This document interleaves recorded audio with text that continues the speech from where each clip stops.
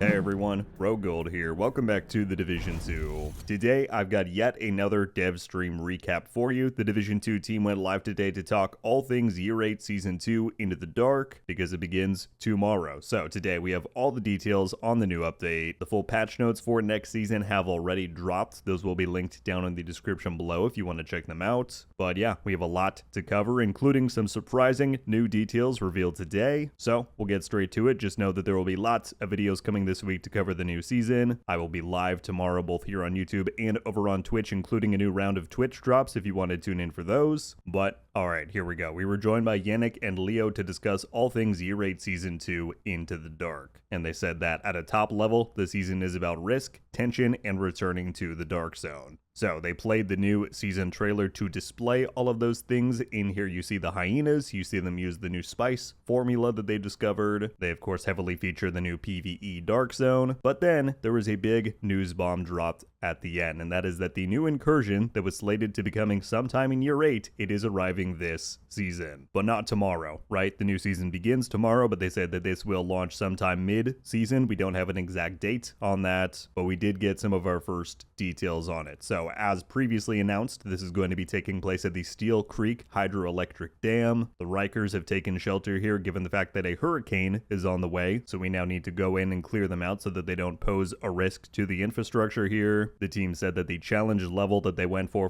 this activity is designed by the power levels that we've achieved today in game, and so above all else, they said that RPG mechanics, various roles, a gear check, and mechanics and strategy for the individual encounters will all come into play in terms of the gameplay. And yeah, that was most of what we got. Yannick said that the preparation for this starts tomorrow when the new season goes live, and yeah, rest assured that as soon as we get more definitive details on the release date for this, I'll be the first to let you know. After that, they briefly went over the 2 new classified assignments that we have coming this season. Keep in mind that each new season this year looks like it is set to deliver 2 new ones. So, classified assignment number 3, which will be launching tomorrow, is called Conspiracy Zone Hideout, and this continues the same Lost Agents narrative thread within this arcade here. They said they're going to be heavily leaning into conspiracy theory themes and all of that. And then, sometime mid-season, we will be heading to the McMillian Reservoir for classified assignment 4, Assault, and this sees us rescuing a division agent who has been caught in a fight between the True Sons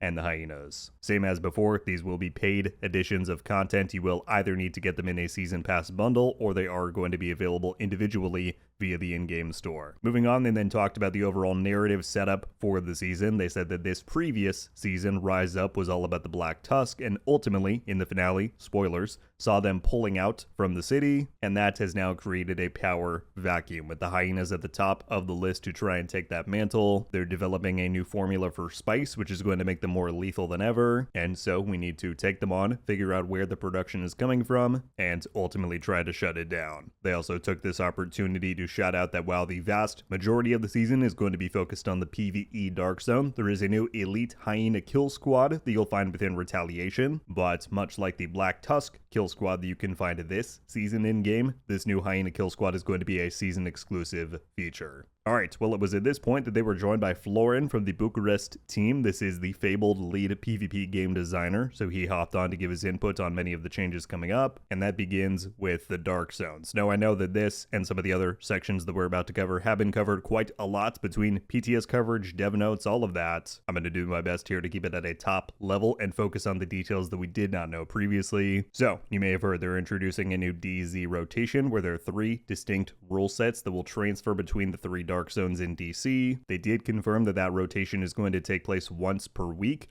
I wish it was once per day, but for now they're going with a week. And the first one of those is, of course, the seasonal PvE Dark Zone. This is going to have a core loop to it involved with your modifiers and other aspects of the season. You want to try to find and extract sample canisters. There's the toxicity mechanic present. They dove into the philosophy behind this a little bit. Yannick said that he hears and agrees with the cries that the Dark Zone should always contain PvP. That is at its core idea. But they said that their compromise is that this is a 1 season only the idea for now. He said that at 8 years into the Division 2, they want to continue trying out new ideas, see what ways they can freshen up the game, and so he said they will see what feedback they get from this addition and decide if it is worth continuing investing into later down the line. Florin then described how the traditional risk from PvP that the Dark Sun offers here transfers to the environment, so a combination of the toxicity mechanic, the hunters that you have to face at extractions. That said, PvP normalization will still remain active in this Dark Zone. I know that was a very controversial choice that was made back during the PTS phases, so be sure to check your builds before you go in there, as different values may have changed. They did finally address the question that I know a lot of you have had ever since this was announced on the PTS. If you play on console and you do not have an Xbox Live or a PlayStation Network subscription, you are not going to be completely locked out from this content and this seasonal loop. They said that if that's you and you don't have one, when you go into the PvE Dark Zone, you're just not going to find any other players in there, but it will put you into a solo only lobby so that you can still play. Alright, and then after that one, they covered the two other Dark Zone rule sets and variants. First, you have the Classic DZ. This is pretty much as it is now in the live game with full power enabled, but then we have the new Balanced DZ, where shade levels and expertise are going to be disabled, and in this Dark Zone in particular, there's a 200% yield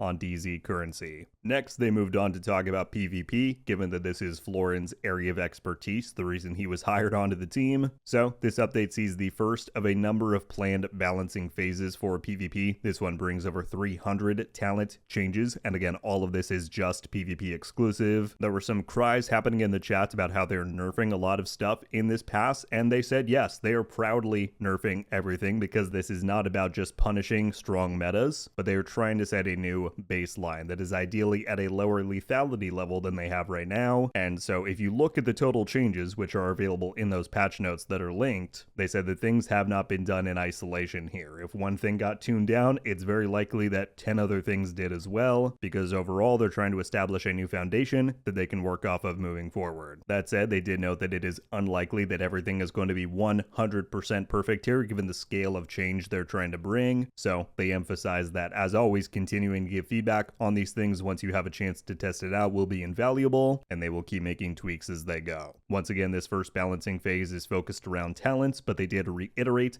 that skills, attributes, status effects, all of those things are in the works and coming soon. But then in the long term, Florin did talk about how he's working on bringing even more new Dark Zone rule sets to the rotation. He said he wants to do new rule sets, modes, whatever for conflict. He's looking at bringing in some kind of seasonal PvP projects and more. Can't wait to see some of those things roll out. They then talked about, as we've said recently, that anti-cheat improvements are coming this season, but alongside that, they're also investing more resources into this behind the scenes, putting more people on the team to look at reports and handle bans. They did say that there is still a lot to be done to get to where they want to be, ideally with cheating and cheat management, but they emphasized that using the in-game report tool this season will be even more worthwhile than it normally is, because they said there's going to be even more people on deck to sift through those reports and act on them faster. So it was at this point that Florin paged out as they continued on with the rest of the show. They moved on to talk about the modifiers coming for this season, which we've already dove into quite a lot here on the channel, but cleaning up the streets is the name of the new global modifier, and they talked about how this introduces a new currency loop idea where you need to farm in the PvE Dark Zone, return to the base, buy these samples that can then go towards either short-term bonuses on your surged active modifiers or unlock permanent progress for the season. So they're trying out something new. We'll see how it goes. They did say, however, that these ones will not be as complex as this current season's modifiers are, where we had, like 34 passive ones. They said there needs to be a rotation between when they're trying stuff that is more complex versus things that are a little bit more approachable. Finally, though, they did drop an interesting detail where they said if you really dislike the DZ and you do not want to engage in the new PvE Dark Zone, they said that you will be able to earn sample canisters via the Retaliation Hyena kill squads if you want to farm them that way, even though that is likely to be a lot slower of a source. They then shifted to talk about some of the new gear that we have coming this season, which once again we've looked at quite thoroughly, but they said that this season definitely does have a healer emphasis on it.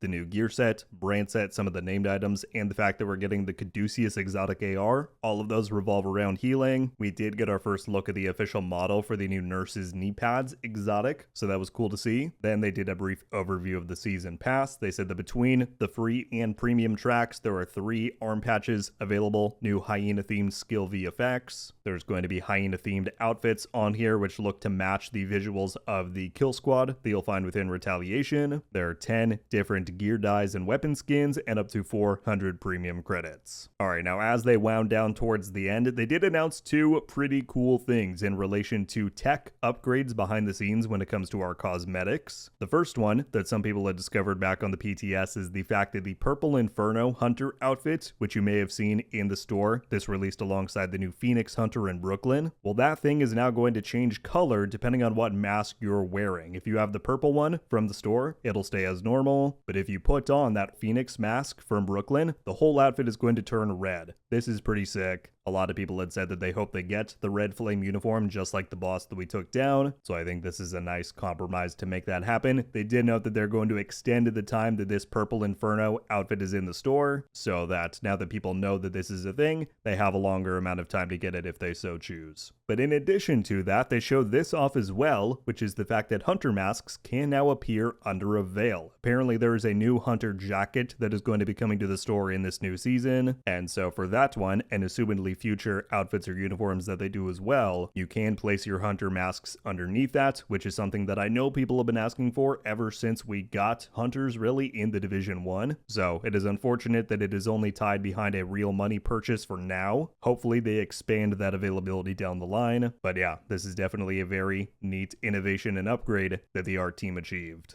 Alright, and then finally, they showed off the Twitch drops that are going to be coming for this new season launch. So these begin tomorrow, June 16th, and run for 1 week through the 23rd. And as you can see, on here there are going to be 2 hyena-themed arm patches, 1 weapon skin, and 1 named an exotic cache. And as per usual, you just need to watch up to 4 hours for any partnered channel, and you can claim all of these drops. Well, there you have it, everybody. That is a complete breakdown of today's special report dev stream diving into Year 8 Season 2 and the launch of the new season. I very much hope you enjoyed and that you learned something beyond all of the other coverage that we've already done for this update. Definitely the standouts for me are the reveal that the Incursion is coming this season, albeit a bit later on. Some of those new tech upgrades for the Hunter cosmetics are quite cool, and I've said it before, I'll say it a million times more. I cannot wait to dive back into PvP with some of these improvements. So yeah, that should be just about everything that you need to know before heading into the new season tomorrow. Let me know all of your thoughts down below. What did you think of the reveals and information given in today's dev stream? Do you have any remaining questions on what's coming our way? Let me know, and as always, I'll do my very best to respond. That's all for me, though. Once again, I'll be live tomorrow here on YouTube and over on Twitch diving into the new season. Hope to see you there, but until then, my friends, RogueGold. Ow. Oh! We just got a Ravenous! Haha! I might not be friendly. Let's go. Coming to the Division 2. Let's go! And